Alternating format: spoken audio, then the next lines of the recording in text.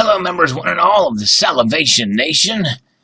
Let's explore together JP Morgan's silver holdings, shall we?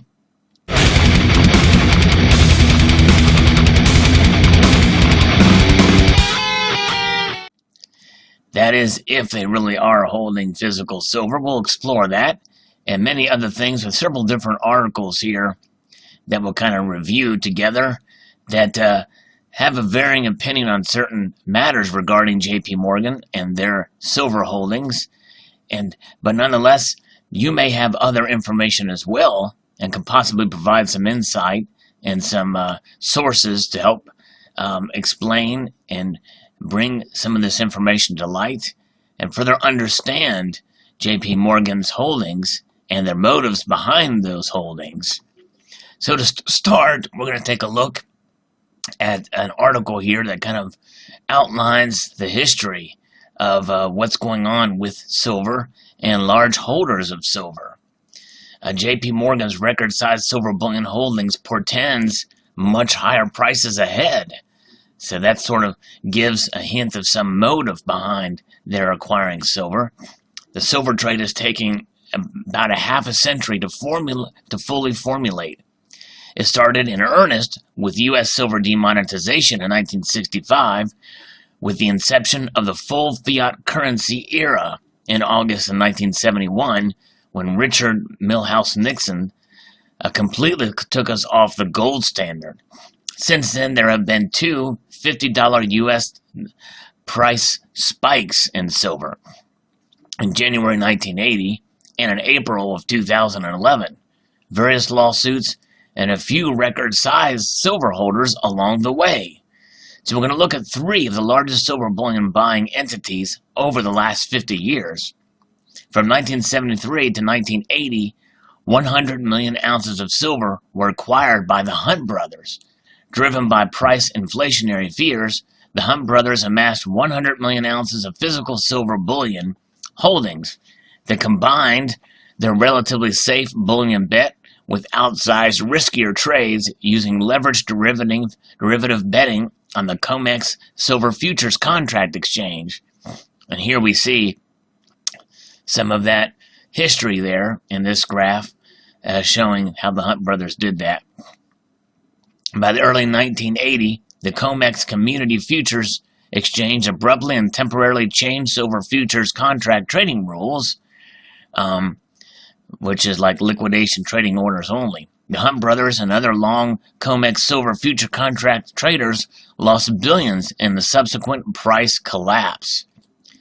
The Federal Reserve and a consortium of banks were forced to bail out the Hunt brothers to a tune of $1 billion, coupled with a record high early 1980s interest rates. The Hunts were later tried and fined hundreds of millions of dollars in court, as well as being openly scapegoated by the court of public opinion, still to this very day. And here we can see more charts that show the COMEX silver open interest value over the last 50 years or so. Very good, very interesting. Without price inflationary coincidence, other commodities and precious metals like gold, platinum, and palladium also hit record highs in the early 1980s without market cornering traders attached. Next, we have from 1998 to 2006 about 129.7 million ounces of silver by Warren Buffett, Charlie Munger, and Berkshire Hathaway. And here we see those holdings there. Silver buy and sell timeline there. Berkshire Hathaway, under the directive of Charlie Munger and Warren Buffett, bought their then record-size 129.7 million ounce silver stack in 1998, only to sell later in 2006, allegedly to begin underlying silver position in the still most popular silver ETF traded today, SLV. JP Morgan has been both an active SLV authorized participant only in one of the few financial institutions able to withdraw physical silver bullion bars for equity shares, as well as they are the sole SLV custodian since the exchange-traded fund began in 2006. And then that leads us to JP Morgan, the natural progression there. The newest record silver bullion acquisition saga stretches its alleged start back to the global financial crisis.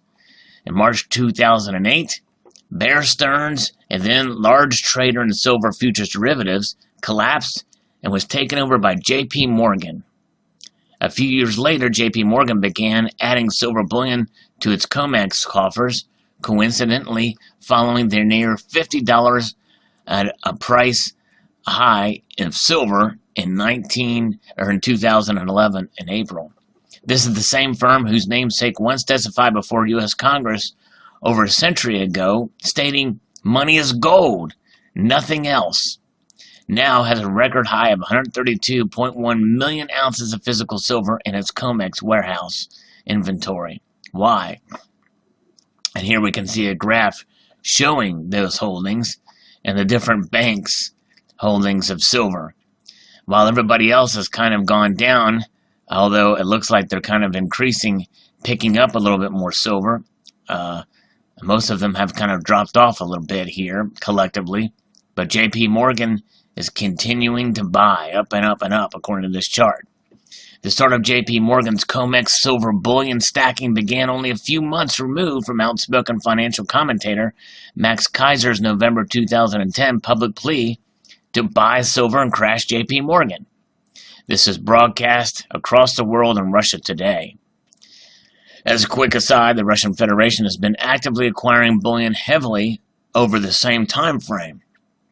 And actually here is a picture of some of those silver holdings that they've acquired there. So there's some proof and evidence that they have been acquiring silver, the Russia Federation. Perhaps in early 2009, silver price of $9 an ounce to 2011 spring $50 an ounce gave JP Morgan a long silver trade idea, which it has since acted upon. Perhaps. I don't know. There's more charts there. The COMEX is the most important price discovery mechanism for world silver prices. Even its parent company CEO is on record stating current bullion prices are too low. Why does JP Morgan now hold over 50% of the total COMEX physical silver bullion holdings? Maybe by acquiring large bullion positions, JP Morgan is hedging against capital buffer requirements mandated by the BIS Financial Stability Board, who explicitly cites JP Morgan as the most risk-laden global systematically important bank today. Perhaps it's simpler than that, mere future profits. For years now, hosts of the silver market analysts have explicitly defamed JP Morgan's activities in the world silver market. They publicly allege continued fraud and market manipulation by JP Morgan in silver without any defamation or libel lawsuits as repercussions. Perhaps JP Morgan has discovery process fears. Regardless, assertions remain that JP Morgan actively engages in a concentrated silver price suppression scheme on the COMEX, while simultaneously acquiring physical silver bullion ounces on the cheap. And not merely the current record 132.1 million ounces of silver that is transparently published in JP Morgan's COMEX silver warehouse data, which could, of course, have their clients' interest attached, but also alleged that are additional hundreds of millions of more silver bullion ounces that have been withdrawn from SLV and potentially purchased through other sovereign bullion coin mint programs. Specifically, estimates are as high as 675 million ounces in total. And that's a little harder to probably track, as my guess, but that's where some people believe that if they are accumulating silver in that area, it is in the form of silver eagles. Why allegedly acquire about 75% of a commodity's annual global mine supply over a 7-year time frame, if not for speculating on a substantially higher risk, higher prices in the medium to long term? And so here we see two cheap commodity prices fell to all-time lows relative to stock prices here. The oil crisis of 73 and 74, the Gulf crisis in 1990, and then we see the financial crisis of 2008. And now we're at a record low below that of the dot-com bubble. So answers to these speculative questions will likely take years to play out. Yet the fact remains that JP Morgan now has a bigger silver bullion position than any long silver bullion buyer that has existed in the modern age. With assistance from record-sized derivative trading, the 21st century secular bullion bull market is running about 2.5 times the length of the last 70s or 80s version here. So here we see the potential where it might see a new paradigm for silver at over $100 an ounce, close to $120 an ounce, past the points of greed and delusion, and then a return to normal, fear, capitulation, where it really bottoms out to return to the normal. I don't think it'll ever get down to this point. I don't think it'll ever get up to that point. That's pretty crazy. We expect a 2020 mania phase, likely peaking silver prices of bullion items in terms of their real world goods and service buying powers. Bullion's current cyclical price downward appears to be rather limited at today's paltry price points. Everything's above historic valuations. The current JP Morgan silver stash saga is just one of the most intriguing bullish silver setups ongoing. But there's trillions of other reasons to be long physical silver and other precious metal bullion products currently.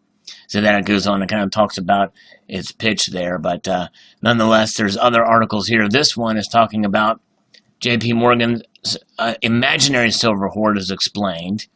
So some people don't believe they have any physical silver. Over the last couple of months, this is from 3 years ago, several respected commentators and the mainstream media have been reporting that JP Morgan has supposedly amassed a gigantic hoard of physical silver, roughly twice as large as that amassed by the Hunt brothers back in 1980. The report was previously greeted with extreme skepticism in a previous commentary from a multitude of reasons. When the Hunt brothers were charged of cornering the market, the hoard accounted for less than 20% of total global inventories. Yet this squeeze in the market resulted in the price of silver soaring by a factor of 10. The JP Morgan silver hoard is supposed to be twice as large as that of the Hunt brothers. Yet, when it comes in time for global silver inventories, we are at least 1/4 as large as back in 1980. In other words, the JP Morgan silver hoard, if it existed, would represent a market concentration of at least 8 times as extreme as that of the Hunt brothers. Yet while JP Morgan has been accumulating the supposed hoard, the price of silver has been falling. So let me repeat this point to ensure that it's clearly grasped by the readers. We have a supposed market concentration today by the silver market by JP Morgan, which is 8 times as extreme as that of the Hunt brothers. Yet when the price of silver increased by 1,000%, yet today the price of silver has been falling, not spiking higher. How is this possible? It's not. There's no rational, legitimate market or universe where a market concentration of this supposed magnitude could not result in a dramatic upward spike in price, period.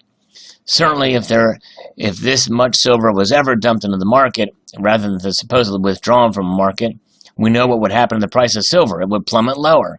Obviously, markets by definition move in 2 directions.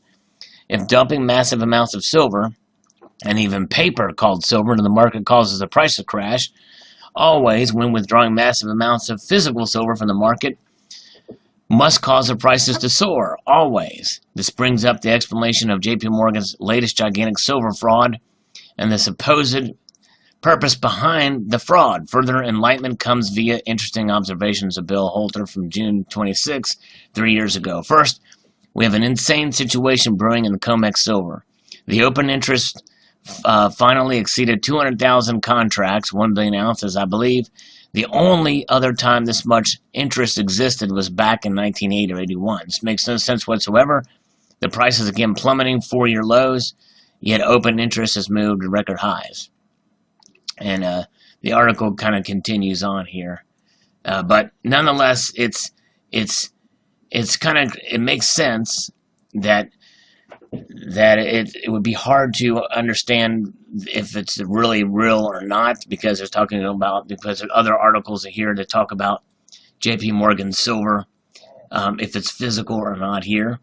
And this article here kind of addresses that point. To be sure, there are many who reject out of hand the allegations that JP Morgan has accumulated a massive amount of physical silver over the past 7 years, amounting to 700 million ounces or more.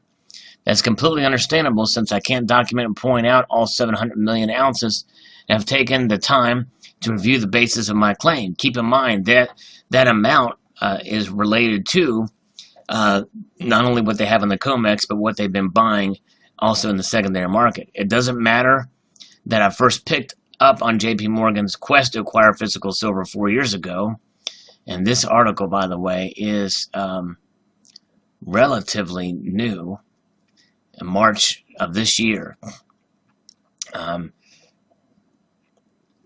It doesn't matter by which time it had already accumulated 300 million ounces and have been monitoring and reporting it ever since. If I can't show every ounce belonging to JPM, some will remain skeptical. Heck, there are some who doubt that the 135 million ounces silver that JP Morgan has moved into its own COMEX warehouse since 2011 belong to the bank, despite most of the silver being brought in as a result of JP Morgan taking delivery of that metal in its own name in futures contract deliveries. In this case, even seeing is still disbelieving. And please remember, it is in JP Morgan's best interest that its physical metal ownership remains largely unknown, so the bank can't be expected to confirm its holdings. The highly visible 135 million ounces of silver that JP Morgan holds in its own COMEX warehouse is more silver than ever owned by any private entity in history, eclipsing the amounts held by the Hunt brothers in 1980 and Warren Buffett's Berkshire Hathaway in 1998. To those who wondered how JP Morgan could buy the most silver ever without driving prices higher, which was mentioned in the previous article here, as was the case by the Hunt brothers and Buffett, look no further than the fact that JP Morgan was also the largest paper short seller in COMEX silver futures over an entire 7 years of physical accumulation. And not only that, but the markets are different. The psychology of the markets are different. It's a little more complex, I think, today than in 1980.